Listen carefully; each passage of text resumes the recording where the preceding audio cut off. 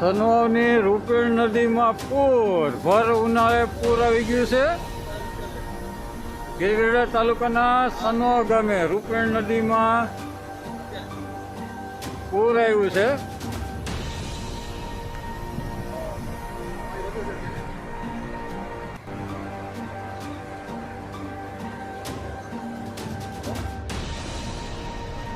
હવે ઓલા બેલામાંથી પાણી નીકળવાનું. પાણી ઓછું છે.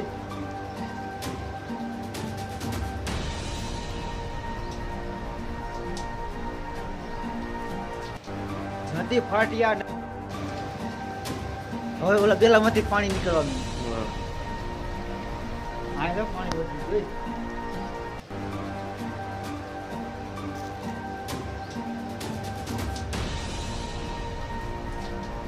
નદી ફાટ્યા.